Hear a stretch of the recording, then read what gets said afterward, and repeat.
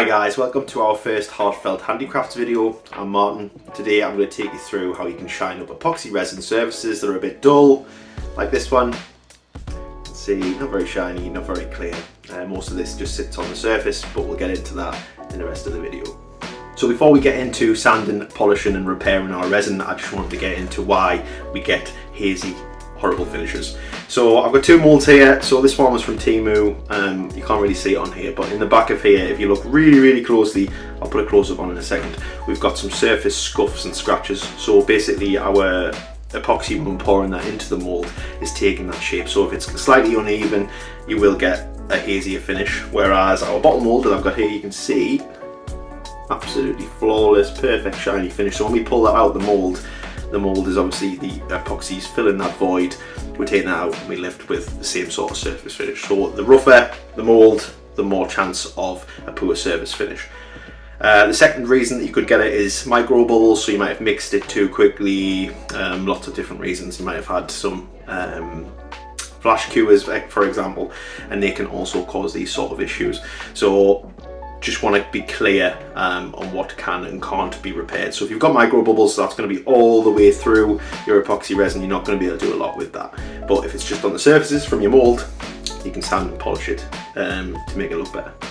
So a little close-up of this mould. I'm not sure if you can see in this section, but we've got some scuffs and scratches. You can see it's not very flat, not very uniform, and that is why we get an awful finish when we pull this mould out. So the top surface looks great, the bottom surface where it's in contact with the mould looks awful. So this is a perfect candidate for a hazy, awful finish that we can sand up and polish and make look better again. Right, so let's get into sanding and polishing. So what we're doing with sanding and polishing is we're going to start with a low grade sandpaper. We're going to work up to a high grade sandpaper. The idea behind this is by using a low grade, you manage to flat the surface down really nicely, and then you move up to high grades, which allows you to polish it afterwards. So the purpose of this is, if you imagine the surface, looking at it might look flat, but you've sort of got mountains and valleys all the way along, really small ones. And the idea is we're going to flat that down to make it perfect again. So what I've done is I've made up a kit, which you can buy on Etsy. I'll put a link below. It would be great if people would check that out. I'll take you through the kit right now. So this is our basic kit. So we have multiple grades of wet and dry paper. We've got a 3-inch Velcro backed backing pad. We've got a chuck here that will fit straight into a drill, which is ideal. I think it's 8mm wide, I think that is. And then we've got a polishing pad. So these polishing pads are foam, so they're great for going around corners, soft, obviously edges, anything that you would need. So on this, it's with it being flat, it'll be very easy to do on a flat surface. But if you wanted to do a corner, for example, it will fold and bend around the corner, which is great. So obviously we'll get into that. So the only thing that you would need is a drill, and we'll get into that in a second. So for this section, we've got some 320 grit sandpaper. So we'll start with this, and you could go lower if you wanted to, but just increases the amount of sanding required. A bowl of water and our piece. So I like to put the sandpaper in the water, just warm water, nothing special. You can put a drop of washing up liquid or dish soap if you're American, just to make life a bit easier, but it doesn't really matter. So I'll just let that soak for a second, and then what we'll do is we'll start the sanding process. So what we're going to do with this is obviously we're doing it on a flat surface here. So the easiest way I like to do it is just backwards and forwards like so across the whole surface. And then what we're going to do is we'll do this all in one direction. So if you do it this way first, so we're going to go up and down like this.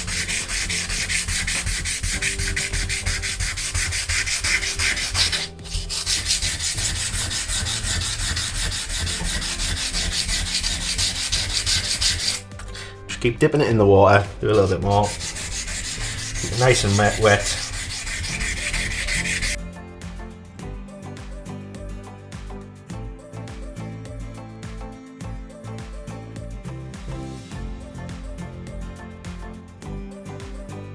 Obviously, if you're doing a complex shape, something round, you can just sand it around it. It doesn't make any difference how you do it. If I was going to say, for example, sand this bottle, I can just wrap it round and sand it like that. It's okay.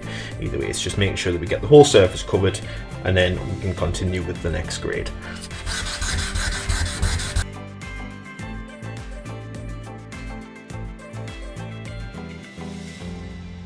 Alright, so now that's done, what I'll do is I'll just quickly dry this surface, and you'll see what we're left with.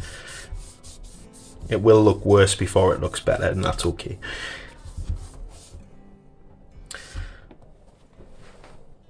So this is how the surface looks after we finish the 320 grit. So you can see the surface scratches go from left to right all the way across the face. The reason we do this is the next grade, what we'll do is we'll sand in the opposite direction. So we'll sand this way with the next grit. The reason for this is so the scratches underneath there that you can see, we want to fully remove them with the next step. This is really, really important because these deep scratch lines here, if we don't fully sand them out with the next grade, this is how you end up with lines and scratches still left in your piece. So we'll go over that in the next step. So now the 320 is done, what I'm going to do is I'm going to move on to the 500. Same process again, just dip it in there, let it soak for a second. Spun the piece round so the lines are going that way, and now we're going to sand that way across the top of this face. So basically the same motion again, backwards and forwards, doing the whole face.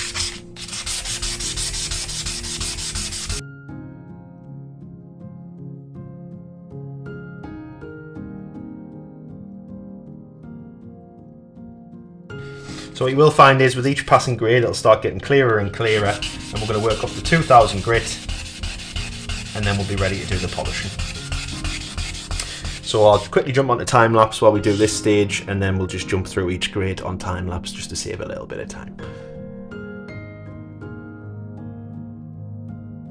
So that's our 500 grit complete. You can see all the surface scratches are now moving that way again, which is great. We haven't got any going that way. Got to look really, really closely when you do this. Make sure you're getting all of those previous grade scratches out. And then what we'll do is we'll just keep doing this. So we'll turn it back around again, do the same again with 800, 1200, and then 2000, and then we'll be ready for polishing. So I'll quickly jump onto the time lapse and we'll just do the rest of the sanding stages, and then we'll be ready for polishing.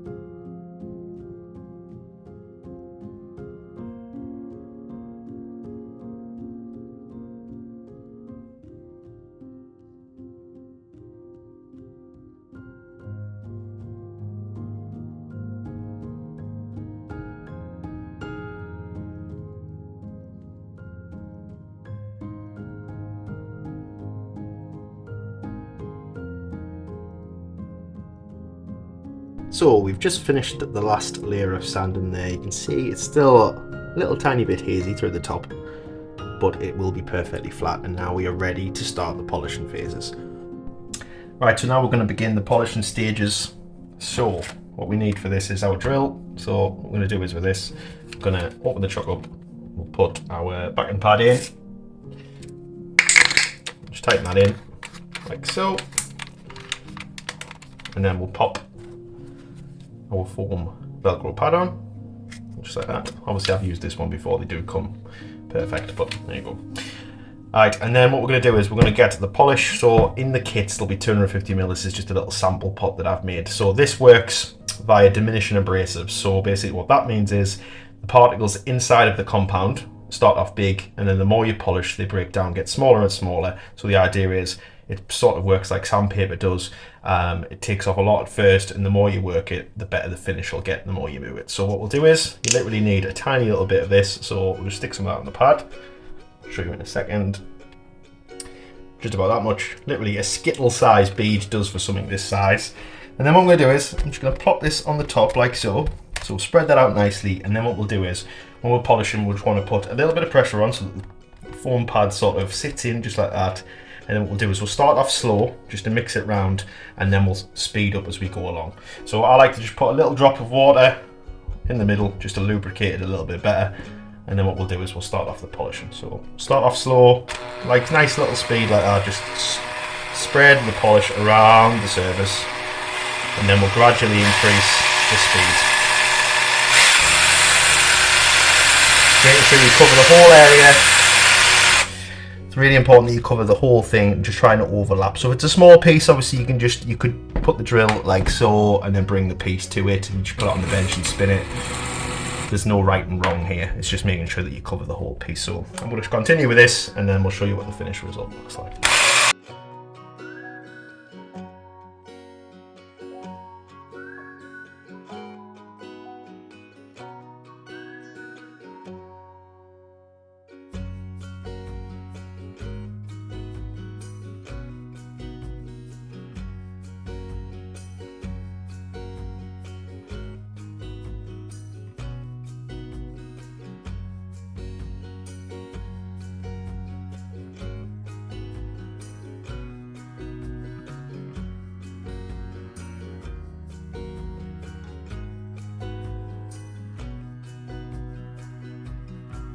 Polishing there, it's starting to get clearer and clearer inside, and that's the idea. So we'll just keep going for another 30 seconds or so.